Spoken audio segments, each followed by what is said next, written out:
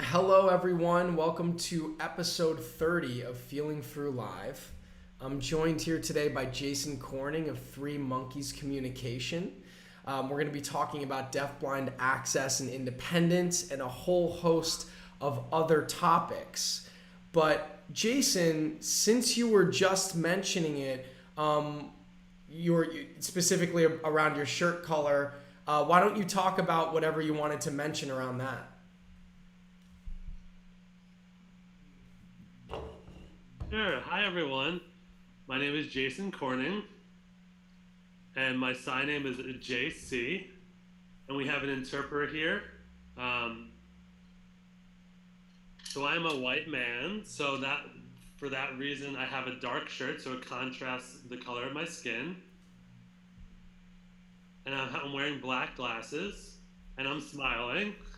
I tend to be a very happy-go-lucky person. And I'm really honored to be here and join this conversation with Doug. And I just wanted to briefly mention this shirt to help all the deafblind individuals out there to be able to get full access to all the information. And so that's the reason I'm explaining all this information, so the deafblind community knows what I look like. I'm 30 years old, I'm a white male, and I'm wearing a dark brown black shirt, and I'm also wearing sunglasses that are black.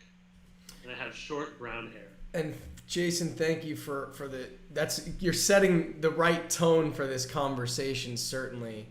So there's a lot to discuss today, but I'd love to start at the beginning. Jason, you're someone who's very accomplished. You have multiple degrees. You're a business owner. Can you tell us a little bit about how you got there in the sense of what your early education was like in your childhood?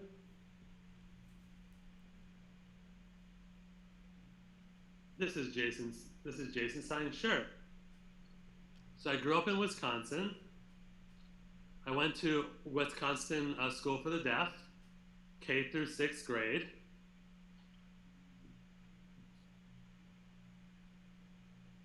And my parents said at that time that School for the Deaf, it was really challenging.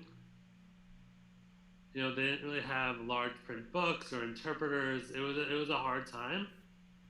And the blackboard was far away.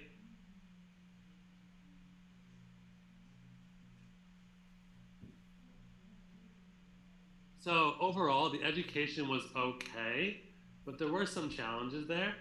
But then at that point in seventh grade, I got placed at a blind school. And that school had much more accessibility equipment. The teachers worked more closely with you. They sat closer. They had equipment to enlarge the print. There was guide dogs. So it was much more advanced equipment to encourage independent living. We had mobility training. We went out shopping. So there was just so much equipment that was already in place to help us succeed in the future, which was a little bit different from my experience at the School for the Deaf. We were involved in football, track, swimming. We had the same experiences as sighted individuals. And then during high school, I transitioned I joined the transition program so that I could get ready for college. And at that point, I wasn't really sure what to expect, once I got out into the real world. And in high school, I had been in this small community of deaf and deafblind individuals. So going into a public high school, I wasn't so sure what to expect. And 11th and 12th grade, I went to a local tech institute nearby. And the purpose of that was to get a sense of what college education was like. And we had I took a psychology class that discussed the behavior with different sexes, and sometimes with those topics I was a little embarrassed because I wasn't sure of the appropriate terminology to use and all that. But over time I got used to that type of college level environment. So that experience at the Tech Institute really helped me in 11th and 12th grades. And I actually gained credits for college in high school in that Tech Institute that applied to my undergrad. So once I applied, the undergraduate university said, oh, you already have credits, that's great. And I didn't do so great on the ACT, but because the college saw that I have some of those credits and had some experience, they thought, oh, this might be an opportunity. Perhaps we'll try it out for 2 semesters, see how you do.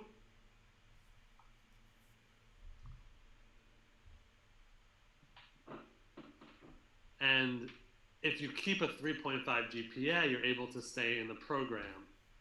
So I really strive to keep that GPA, and my parents really pushed me to be involved in the community. And from that on, I actually started to give different presentations at different schools during my college years. And I taught individuals how to advocate for themselves. And I really pushed individuals and children at an early age to really advocate, because it's really hard if you don't learn these skills at a young age to then be able to advocate yourself when you're young, when you're older. So my education originally, I did an internship in IT business and with an IT department in my home area. And it was also with a focus on security and travel security with the TSA. And that really helped me understand how the government works, because I never worked for the government before. I thought that all this experiences was, just the legislation, the Congress, but there's so many different departments within the government. So I learned so much at that opportunity. The federal government, there's just so many different aspects that I didn't realize. So after my BA degree, while doing my BA degree, I had an internship with the TSA.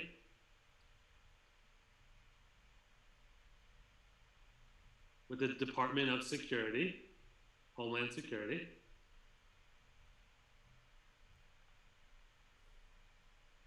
And this was a really different experience for me, And at this point also, I moved far away from my parents. I wasn't used to this, living on my own, being able to support myself. It was all just so new for me. And I started to make new friends near my town, and my employer provided different services. So I started to feel comfortable as an adult in the real world.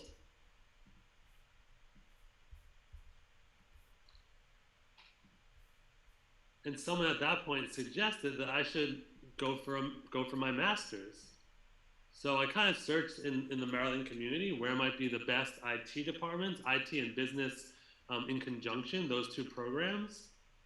And I found Johns Hopkins University.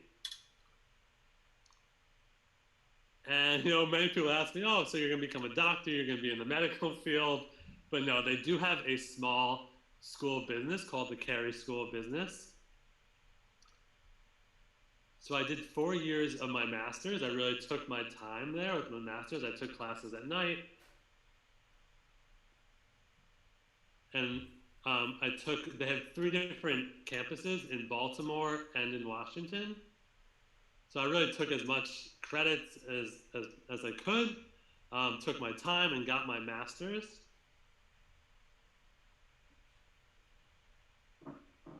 So Doug, that's kind of some of my work experience that you asked about. I don't know if that answered your question. Yeah, certainly. Not only does it answer my question, it runs through a lot of topics that I definitely want to go back and talk more specifically about. But thank you for that overview. I want to just go back. You said you initially went to the Wisconsin School for the Deaf, and then ended up going to a school for the blind. Can you tell me, as a deaf-blind person, what it was, the difference between being in a school for the deaf versus a school for the blind? I know you started to talk about the technology, but from a culture standpoint, did you find one to be better than the other? Or from your vantage point, or did you find them to have different pluses and minuses?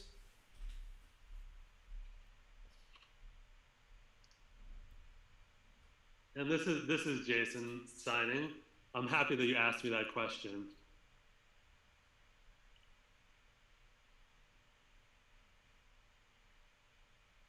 You know, all over the US, there's many different programs.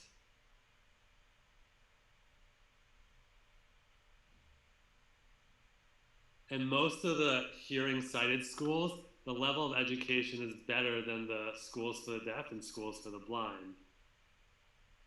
You know, all the technology, the pace, the competition, it's often better. And with an interpreter that obviously kind of equaled the playing field a little bit.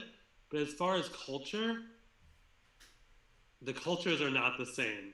You know, often it's like they're in these solar groups. You know, this is the deaf group, this is the blind group, this is the hearing group. They have these different cliques. So there's the deaf culture group, there's the blind culture group. So often, for example, the deaf culture group, they would be signing to each other, but I had no idea if they were communicating with me or trying to have me involved in their conversation, because there's really this solar group of like 4 friends who would sit at the cafeteria together, chat at the dorm together. So it was a very, very cliquey type of environment. And there was really 2 to 3 deaf people at that. So that was the deaf part of that. You know, I find it interesting in the sense that, you know, you described going to initially a deaf school, then a blind school, but not a deaf blind school. I know later on that you studied at the Helen Keller National Center and perhaps other spaces that focus on deaf blind. Do you know of any early education that's specifically catered to deaf blind children, from a school standpoint, or is that something that's not really around yet?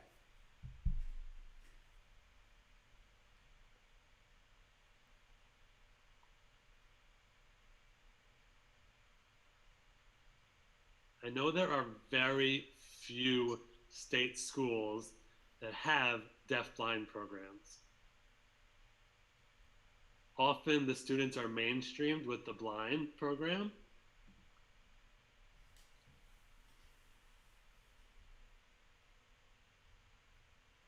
For example, my best friend who I grew up with, he was blind, and really his educational experience was quite lagged.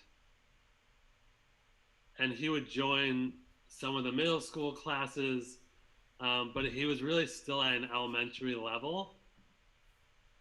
So they really couldn't set up a class for the 2 of us because we were at much different levels educationally.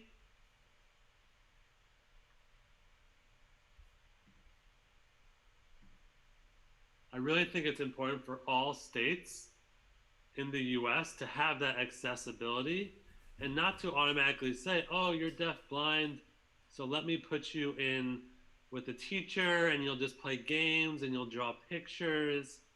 You know, that's not the perspective that we want to have of the deaf blind community. We need to give them opportunities, the same opportunities. And often what happened in these IEP meetings with the interpreters there, we would try to encourage to have the individuals be placed in regular classes, in mainstream classes, because how else are we going to be able to be successful in high school and in college if we're not challenged at the same level of our hearing sighted peers?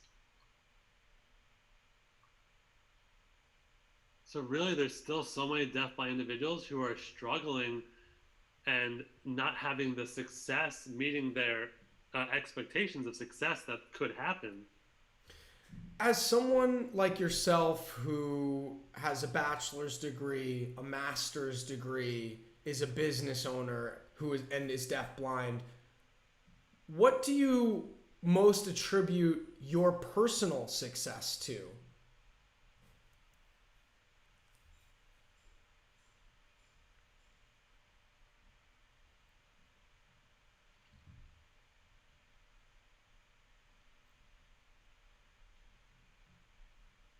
So really, I attributed to my master's degree, to my involvement in the community, to my support system, my family, my friends. They really encouraged me to get out there and to do everything that anyone else would do.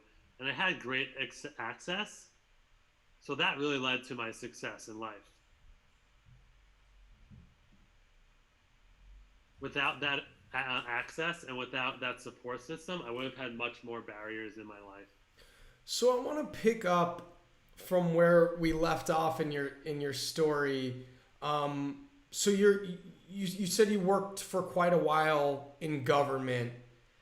At what point did you decide to start your own business, and what motivated that decision? Sure, yeah, I'd love to answer that. So when I worked on the Department of Defense, I worked there for 8 years. My first two bosses were unbelievable. They were great bosses. They really encouraged an accessible environment. And it was a very fast-paced work environment, but they really empowered their employees and empowered me too. It was a very empowering environment. They didn't just give me everything and tell me what to do and really like hold my hand. It was a quite empowering environment. And I really had the opportunity to try out different offices within that department.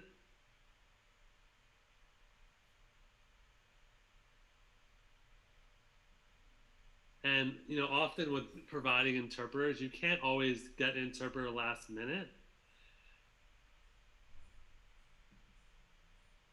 It's not always so available. So my experience was that they really made things available. And when that didn't happen, we had a complaint to the EEO. And I am a very positive individual. I have a house. I take care of myself.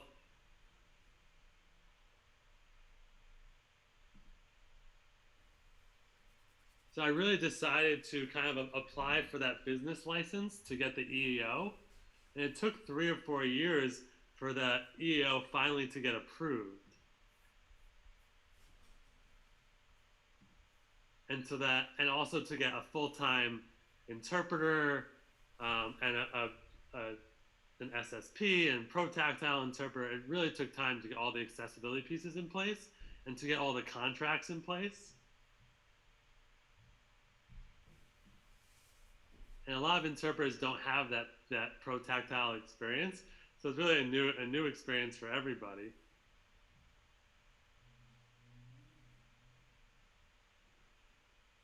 And sometimes they don't have the exact match for the interpreter who has that deaf-blind experience.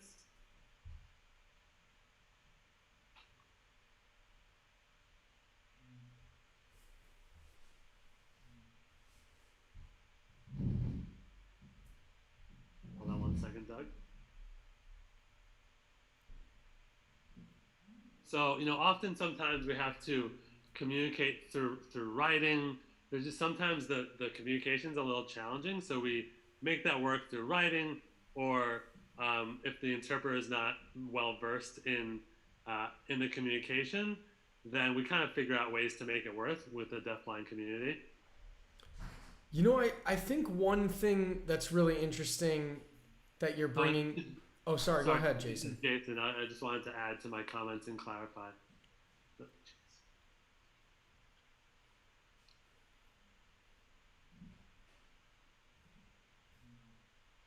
And Jason just saying, I just want to make sure that we're all caught up with everything here with the interpreters.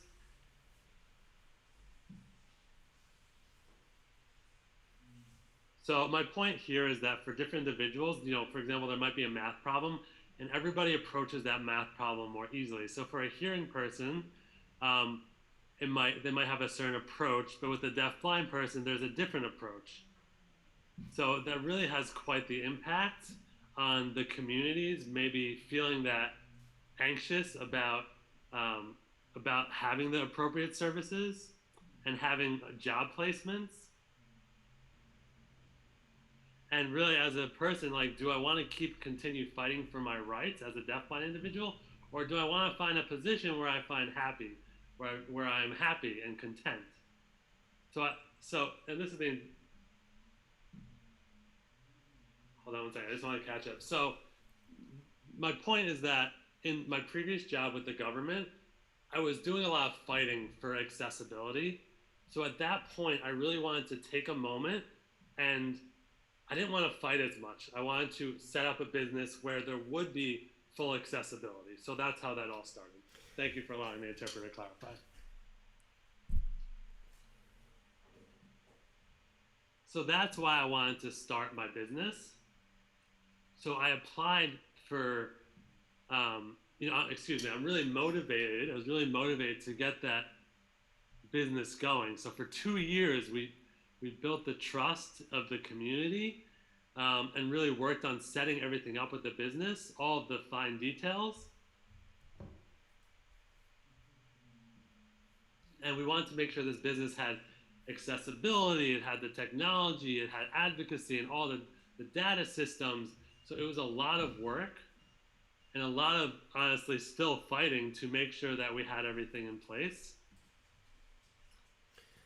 So, like a lot of great business ideas, you identified something that needed to change or be bettered, and you started it yourself. Like you were mentioning, you noted that accessibility for someone who is deafblind like yourself at your previous job was sometimes challenging or not coordinated in the best way, and that you felt like you could do that better and provide a service for other people who are in that position. What is it like starting your first business? You'd mentioned that there were certain things that were challenging, but did you have anyone who was mentoring you, or how did you go about figuring out all the things that you needed to do in order to start a business?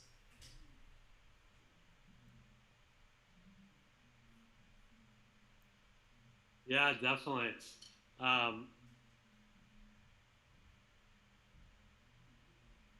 So I've been married for 6 years now, and we traveled to many different countries.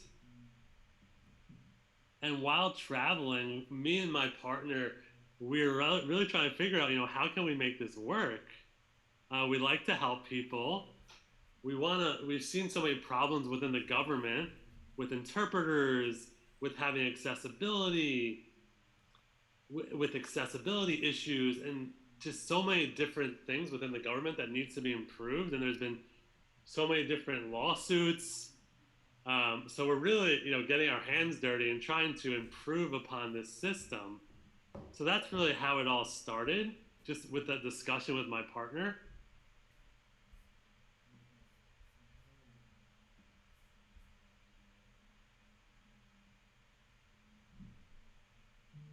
Our goal for the business was to spread worldwide accessibility.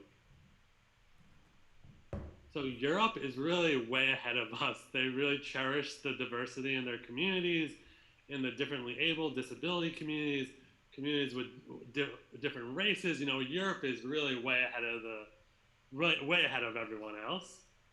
And me and my partner, we are in the gay community. And in all these different countries, in Japan, and all these countries that I visited, we noticed that often individuals in the LGBT community were kind of hidden. So we decided to start this company called Three Monkeys Communication, based on the Japanese figures, the hear no evil, see no evil, feel no evil. So that's kind of how it started. The inspiration was seeing that Japan kind of that figurines, and then we kind of looked at ourselves, and we figured out what our tagline would be. And then we decided the tagline would be that we want people to be able to see, we want to be able to hear, and be able to feel. So kind of similar to that, the Three Monkeys. those figurines of the three monkeys that are very famous in Japan. So we created, excuse me, interpreter just catching up. So this app was to really make the world more accessible. And that was the start with the company, the Three Monkeys Communication. And when we traveled, we looked for individuals within those countries that could provide services and provide accessibility within those countries. So, and the three apps that we are in the process of developing are Mazzaro, Kikazaro, and Irizaro. And that was the name of the three monkeys. So those are products that are in development. And instead of those names, we're actually using those names similar to touch with tactile, for feeling, and then for DeafBlind, that's another name, another app that we're developing. And then also for hearing, we're having another app to make everything more accessible. So while we were in Australia, we got some experience there traveling and coming up with ideas for how to make it accessible. And can you tell them to hold on 1 second? So while traveling in Australia, we had this experience of trying to figure out how we can make our experience more accessible for traveling. So this also inspired the idea of these different apps. And so that's those three apps that I was mentioning that were in development.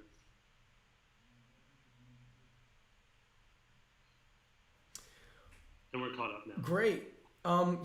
Jason, I'm wondering, you had mentioned that Europe is really far ahead in certain ways around accessibility and accessible practices. Can you speak a little bit more specifically about the ways in which they're ahead of the United States?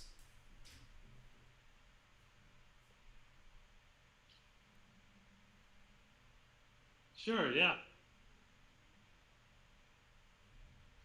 So many of my friends work for the government, and also many of my friends are paying for SSPs, support providers, and interpreters. They're paying for them themselves with their own finances.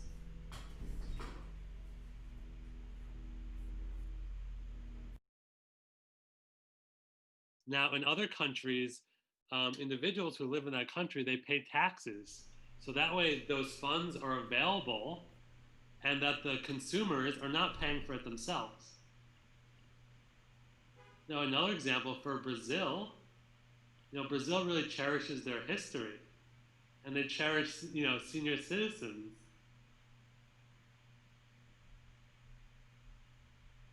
And Brazil is still in the process also of creating accessibility with interpreters. So those countries are still working on those levels, and same with America.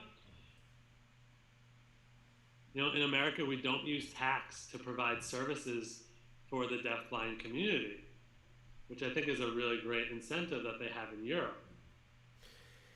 Are there people in the United States that are advocating to function in the way that Europe is functioning in, and do you see that as a possibility for the United States at some point?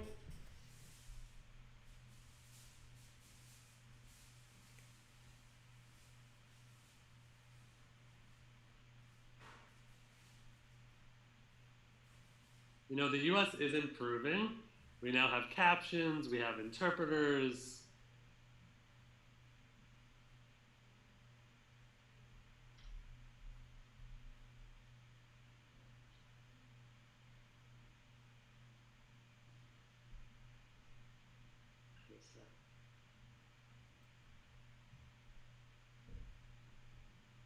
Sorry, the interpreter is just clarifying the information. And Sue, I can't see the chat box here. So we have Universal Studios. In Florida, Universal Studios. The company Universal Studios. Yep. So I just want to comment something about that. They provide interpreters.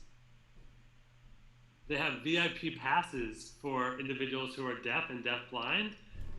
And they have different lines set up that are accessible so that people can tour and experience Universal Studios with, easily. So I think we kind of need to set up that same process overall in America to make just everything more accessible.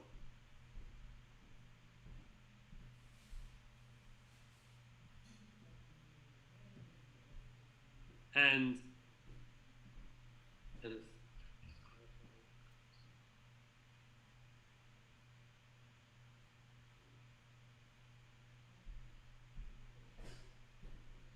so in America, you can get interpreters anywhere you go.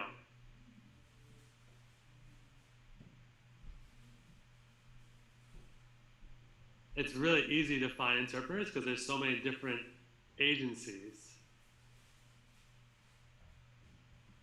So,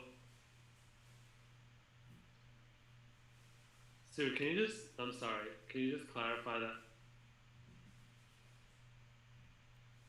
Is he saying that interpreters in Europe?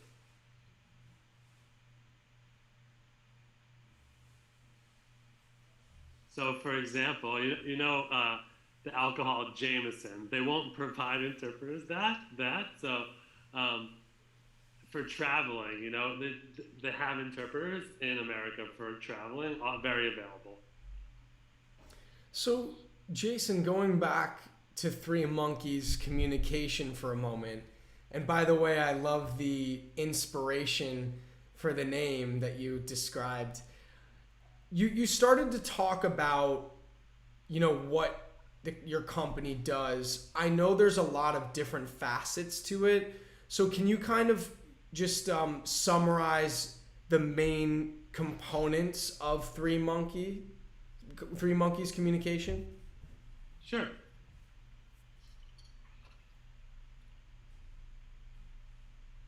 So we offer keynote presentations. We offer keynote presentations to schools, to businesses, to companies, same as we're doing today.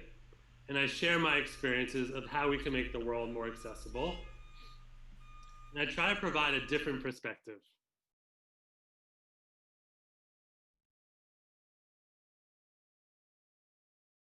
And the purpose is kind of that with the topic of I've never thought of this, so how can I become more aware of this?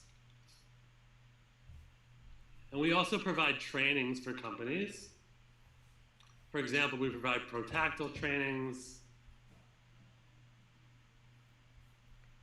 We provide inclusion and diversity trainings.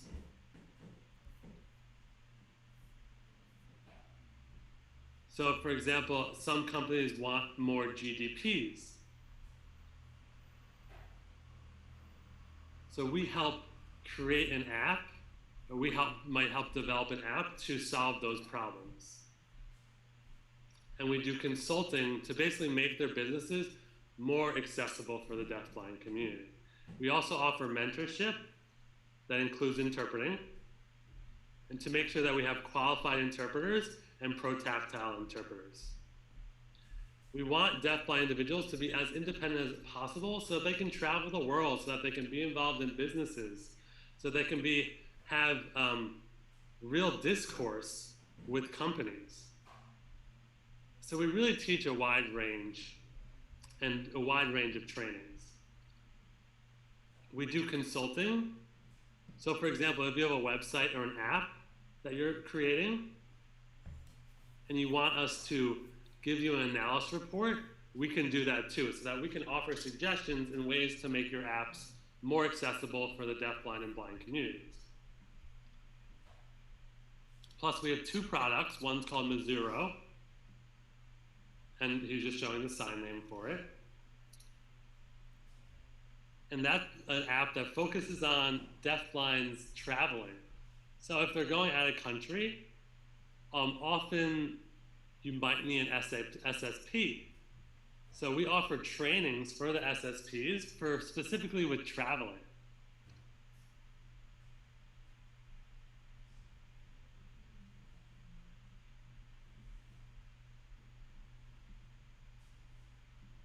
Can you fingerspell the names again? So there's Uber, there's Airbnb. So we also offer some trainings on how to make those apps more accessible for those companies.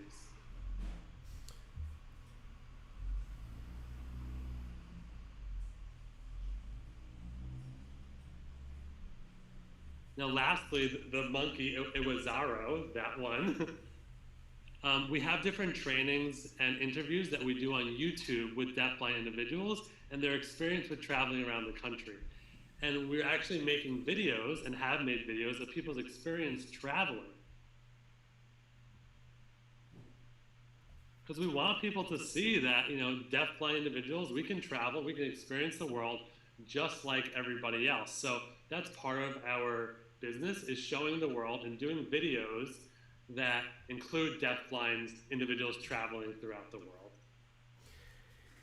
Jason, you had mentioned before the topic of advocacy, and I know that's something that comes up often on this platform. I know that it can take many different forms.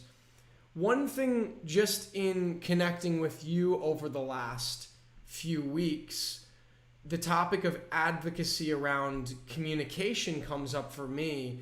I know that you're someone who's really good at making sure ahead of time that the communication that we are going to have is going to be facilitated in the right way.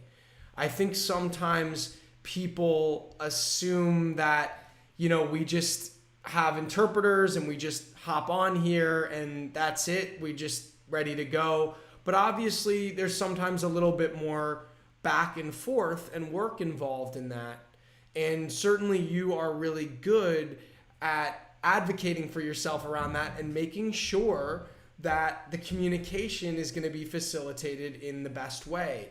Can you talk a little bit about, first, specifically how we facilitate our communication to be here and have this conversation today, and why it's important for individuals who are deafblind or anyone who's, say, working with interpreters to advocate for themselves around communication? Yeah, sure.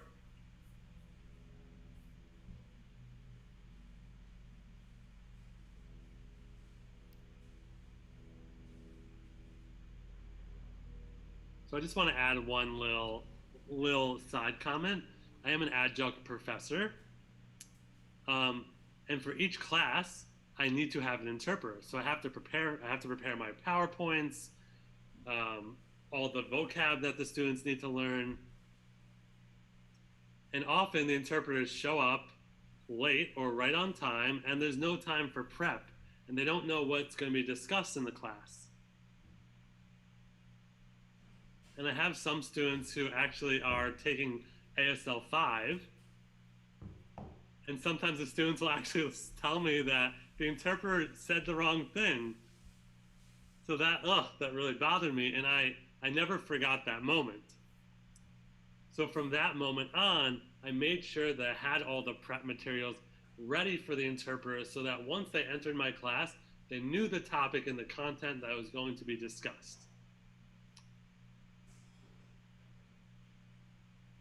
Now, for example, with this Zoom call, I asked Doug if we could chat prior with the interpreters, and I wanted a man talking so that it emulated me as a man also. And we also made sure that we pinned the correct interpreter. So we had everything in place prior so that we had as much accessibility as possible. And we reviewed any terminology with the interpreters. We checked that the backgrounds were in place and that the backgrounds were accessible for myself and for the deafblind individuals watching. Because we wanted everything to look professional.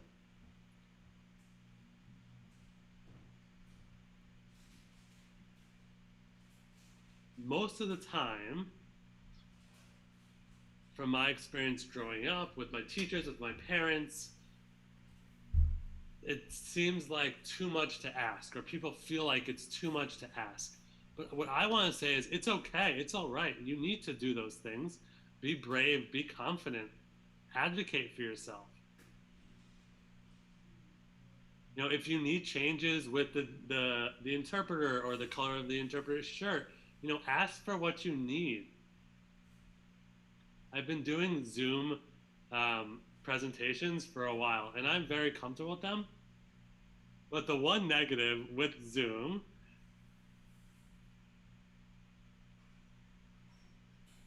is that sometimes it's a little hard to see the interpreter for clarification.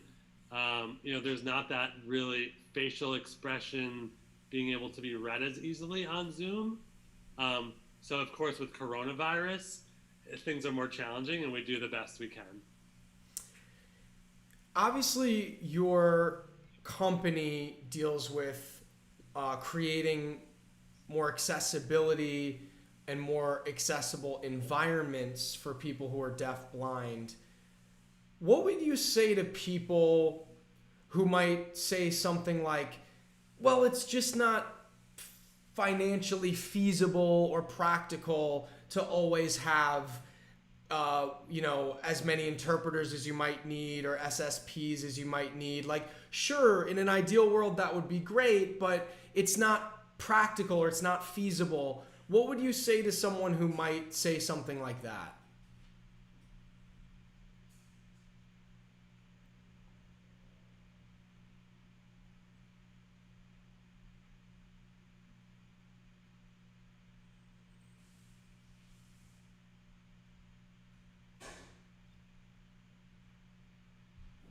You know, most of us, we think it's a really people think it's a really complicated situation.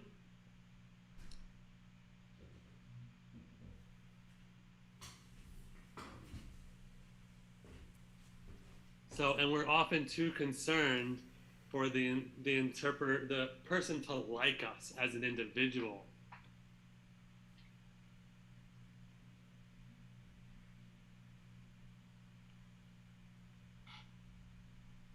And if people then like your personality and they like you, then they might be willing to make more adaptations for you. So I notice that approach works if you build that connection first. If you right off the bat are like, oh, this is what I need, and you try to convince people that, oh my God, I need this, you need to give me this, you need to provide that, it doesn't work. You can't be pushy. But if you ask them nicely in a professional, personal manner, like, okay, this is the situation. Can we brainstorm together and work together as a team to make the most of our time together? You know, we can discuss, perhaps we spotlight the interpreters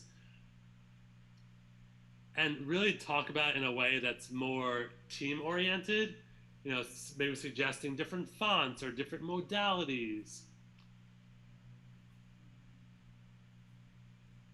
You know, and also, you know, we use Zoom.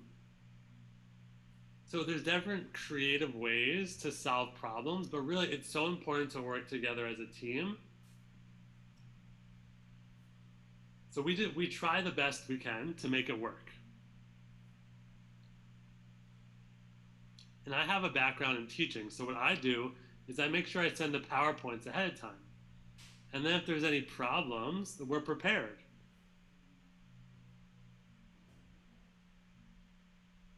And sometimes my students will email me and let me know if there's an issue with the PowerPoint or something needs to be changed. And my interpreters during class will give me little reminders like, oh, you pressed too far ahead. Or, you know, they'll give me those visual cues. And in my master's program, we had to be quite creative. For example, with Adobe Connect,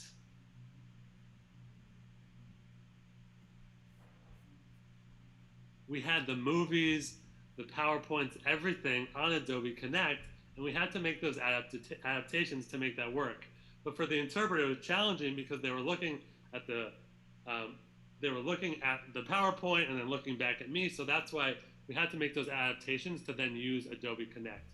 So really, the purpose is we need to be creative to make adaptations that works for the individual and work together as a team and not force and convince the individuals to do something.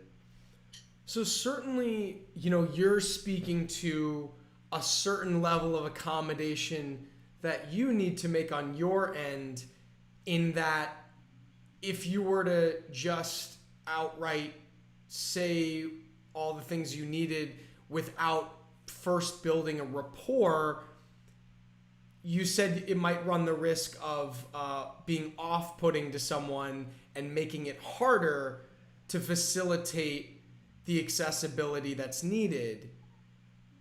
Do you imagine a world in the future where you don't necessarily need to be so accommodating to other people about your own accommodations, but rather that will just be a more widely instituted practice, and that people will have more understanding of what it means to facilitate accessible conversations, and just have that be a part of the planning of all conversations?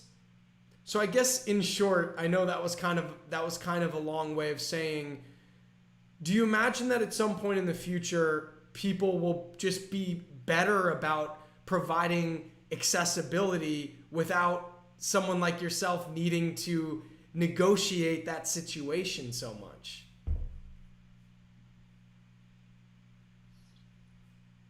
That is my goal. And my goal also with my company is to to have this YouTube channel that I have set up, so that DeafBlind know how to approach these situations. And also so that the sighted individuals with their businesses, they can look on the YouTube channel and have more background knowledge about what to do.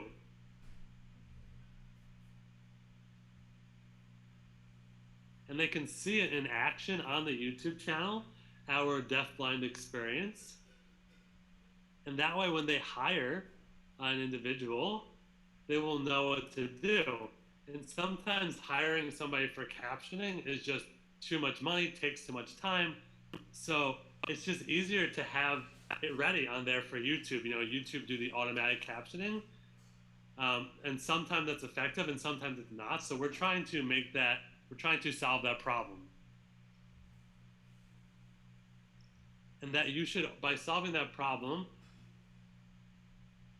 I'm suggesting that we have the words already on the video instead of using the YouTube captioning, because sometimes that's not completely accurate. So that's one suggestion that I do with my YouTube channel.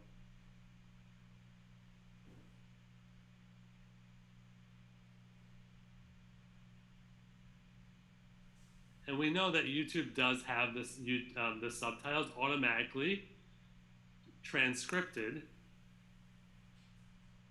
So that's really great access for the deafblind community, for the accessibility there, for that piece.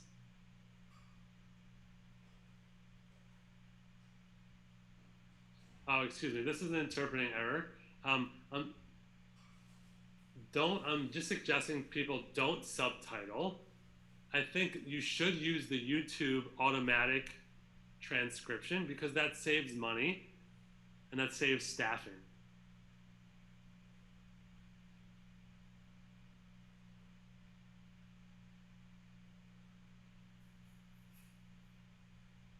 I don't suggest to have the words right on the video.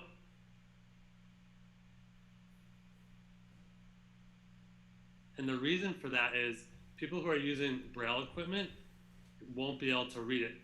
And now if you use the YouTube transcription, they can read the Braille. And at home, it's easy for them because they could adjust the font to their liking. But if you already have the words on the video set up and the captions on the video, they can't connect it with their Braille devices. And that's a good point that you make, Jason. I mean, every platform is a little different in that way. So, for instance, in YouTube or say Facebook, like you mentioned, where you can pretty easily upload a captions file, that's better to do than burning the captions in, because it allows someone on the other end to have a degree of flexibility of how that looks. Certain platforms like Instagram or Twitter, where you can't as easily upload caption files, you might want to consider burning in the captions just because it's better to have them there than not have any access to them at all. So yeah, it definitely varies on a platform to platform basis. Right, exactly.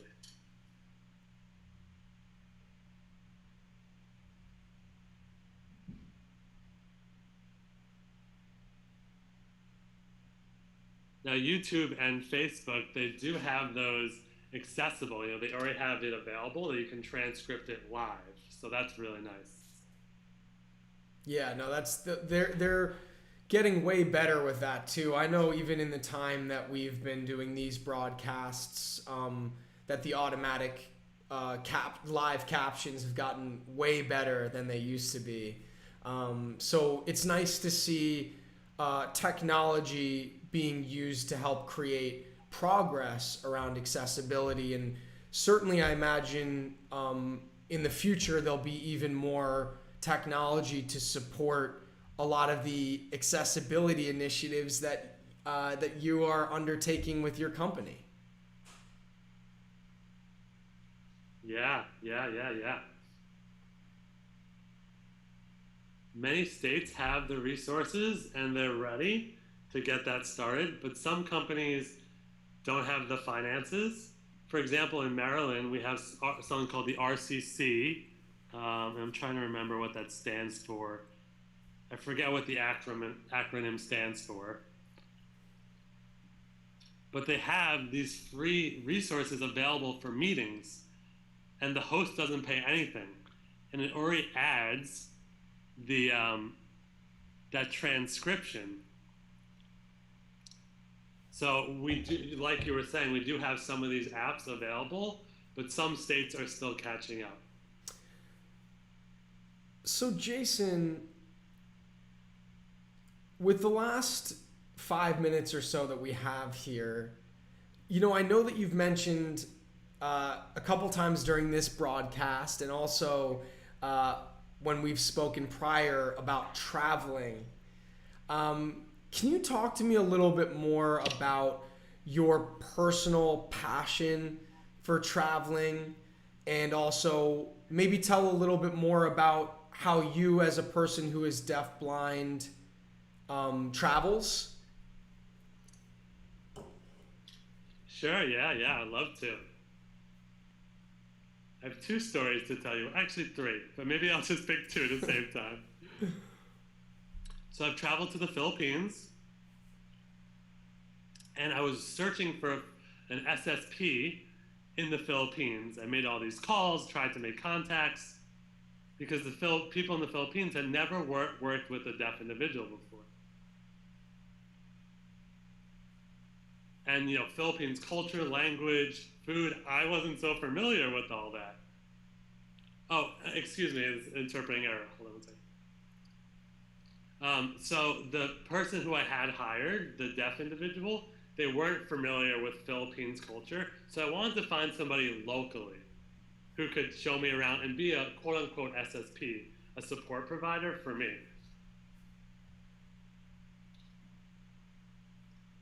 So I found a friend who wanted to learn, who was willing to learn.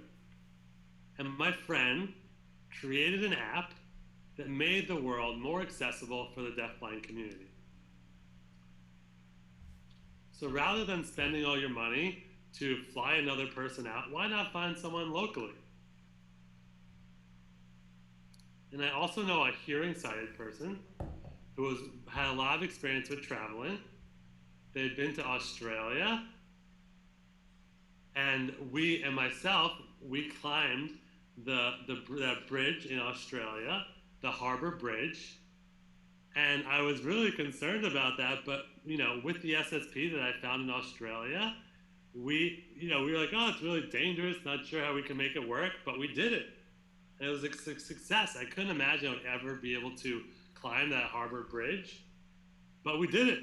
with the SSP, and it was quite an inspiring opportunity for me. So that was really one of the best experiences I've had. It's really important for deafblind individuals to get out there, to have those experiences, to see the world, to touch the world.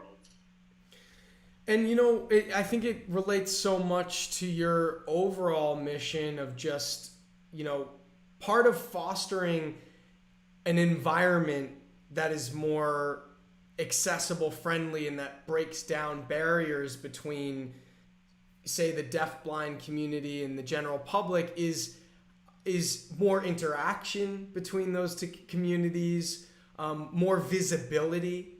And I think, when I listen to you talk about traveling and your passion for travel, that's what comes to mind for me, is that not only is it obviously great for you personally to be able to experience the world and see all these new things and have all these new experiences, but also it's nice, I think, for people who maybe have never met or seen anyone who's deafblind, to see them out in the world, enjoying the world just like anyone else would. So I think it feels like it has that extra impact.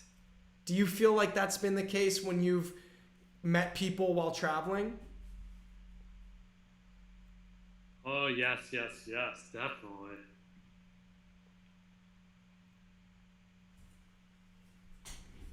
My goal in this world is, if I can do it, any of you can do it. Any of you deafblind and blind individuals who are viewing this video and watching, you can do it. Come on, let's do it. Let's see the world. You can get jobs. You can have the career you want. You can travel the world. You can have the life you want and the opportunities that you want. So that's really my goal in this life and in this world, and it's my responsibility to encourage deafblind people to do that. Well, Jason, on that note, I think that's a perfect sentiment to wrap up today's episode. Thank you so much for joining us today, for sharing everything that you did. And thank you so much, Doug, for inviting me on today. I really appreciate it, and I'm honored. Yes, and it was an absolute pleasure, and I look forward to staying in touch with you, hearing more about Three Monkeys Communication, and please do keep me posted on everything you're doing.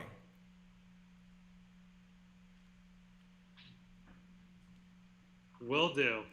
Well, and thank you to all of you who joined us today. We'll be back next week, same time, same place, with another episode of Feeling Through Live.